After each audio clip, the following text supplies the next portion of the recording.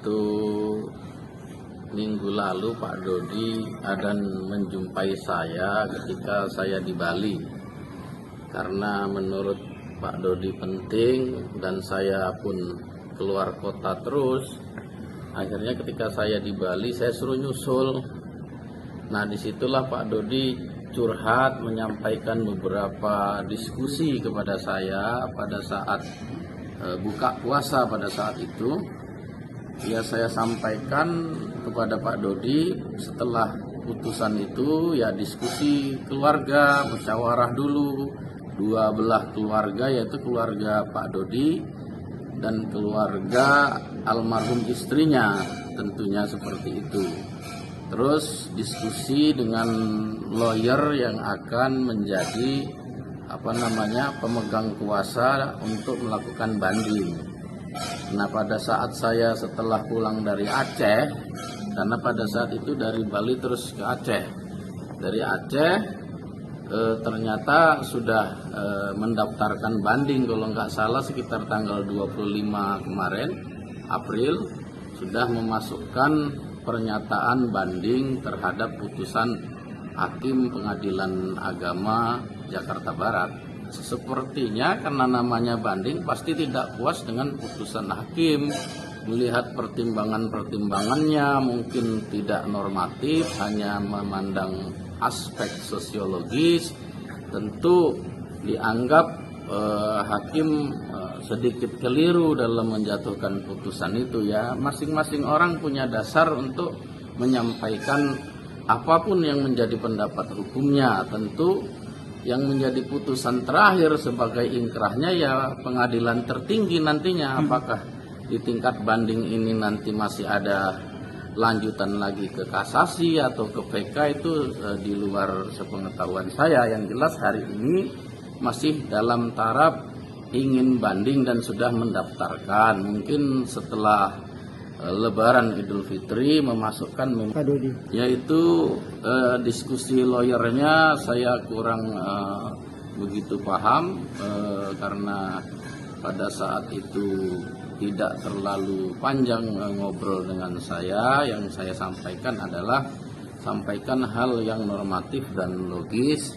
ketika ingin melakukan satu banding. Saya sampaikan ya, saya secara teoritis saja, karena mereka bertanya secara teori-teori hukum saja, jadi tidak menyangkut kepada pokok materi apa-apa yang harus disajikan di dalam memori banding. Nah, ini dikirim ke saya akta permohonan banding saja. Nah, ini di sini saya lihat yang menerima adalah saudara Panitra, itu Pengadilan Agama Jakarta Barat, Ibu Dr. Siti Amanah, SHMH, yang dimasukkan oleh Tegar Firmansyah, SHMH, dan rekan-rekan nih tanggal 25 April 2022 ya.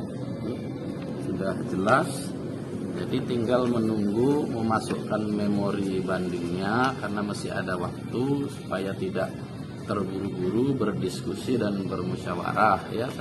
Namun demikian saya tetap sampaikan ya, tempuh jalur kekeluargaan supaya tidak mencederai hubungan kedua belah pihak lah, intinya seperti itu. Ya, standar hukum acara peradilan agama sama kok dengan hukum acara di pengadilan lain kan. Artinya semua tahapan-tahapan beracara di pengadilan itu akan tetap dilaluin, cuman karena ini tingkat banding tentu hanya kajiannya adalah memori-memori banding itu yang dievaluasi, dianalisis, dibaca secara seksama oleh majelis hakim tinggi agama nantinya.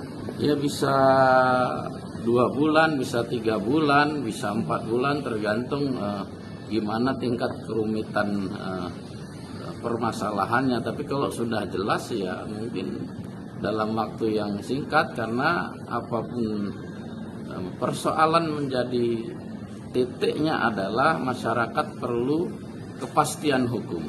Karena perlu kepastian hukum, maka hakim idealnya tidak boleh berlama-lama ketika sudah semestinya memutuskan ya diputuskan, tidak boleh mengulur-ngulur waktu seperti itu. Kalau sah, sah karena sudah ditetapkan oleh majelis secara resmi. Cuman karena dibanding ya belum ingkrah karena mesti ada tahapan hukum berikutnya. Itu saja. Ya, saya sendiri banyak foto orang di situ.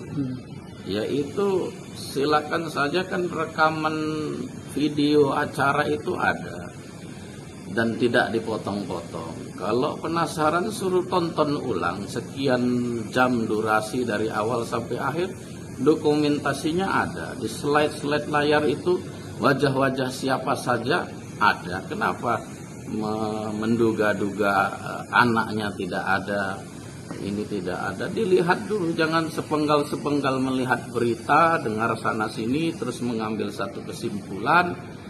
Itu hal yang tidak bijak menurut saya. Panjang kok durasinya. Jadi kalau mendengar orang yang menyampaikan, berarti yang menyampaikan nggak nonton dari awal sampai akhir. Karena banyak kok teman-teman media yang meliput dan menunggu dari awal sampai akhir. Itu di situ juga ramai, ada kiai-kiai, bahkan sekjen majelis ulama sebagai penceramahnya di situ. Banyak anak yatim, banyak tokoh-tokoh cendekiawan, banyak guru besar, bahkan ada beberapa pejabat negara. Jadi biasa aja, hal yang wajar. Namanya teribut kan, memperingatin orang yang sudah meninggal. Dan kewenangan acara itu adanya di penyelenggara, di panitia, yang ketuanya adalah Bang Milano, bukan Pak Dodi. Jadi Pak Dodi itu adalah sebagai tamu yang diundang. Jadi dia tidak punya kuasa atas acara itu, gitu. Jadi kalau marahnya sama Pak Dodi, menurut saya salah alamat. Ya marahnya sama yang menyelenggarakan acara itu, siapa ketua panitianya. Di undangan kan ada siapa yang bertanggung jawab, siapa yang bertanda tangan, siapa yang mengundang. Jelas, rekan-rekan media juga tahu siapa yang mengundang melalui undangan resmi, bahkan pakai gelang barcode, itu kan jelas. Artinya acara yang didesain sedemikian rupa bagus, kalau ditanggapi dengan tidak bagus ya biarin saja. Itu haknya masing-masing, punya tanggapan, punya pemikiran. Kenapa harus dipikirin? Yang menilai perbuatan kita ini Tuhan. Di apapun yang kita lakukan, intinya nggak ada orang ingin melakukan perbuatan itu nggak yang terbaik. Apalagi setiap langkah, setiap peristiwa, apapun yang dilakukan manusia sejatinya dipersaksikan di hadapan Tuhan dan akan dipertanggungjawabkan dunia dan akhirat.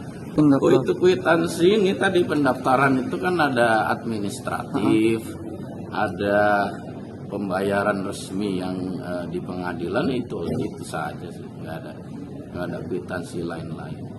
Lawyernya adalah Tegar Firmansyah dan kawan-kawan, itu kan sudah jelas. Boleh dicek di pengadilan agama, itu dimasukkan secara resmi. Jadi itu konsumsi publik, bukan lagi untuk pribadi yang sifatnya tertutup, tapi itu semua orang boleh lihat di website, mungkin di pendaftaran. Ya silakan dicek.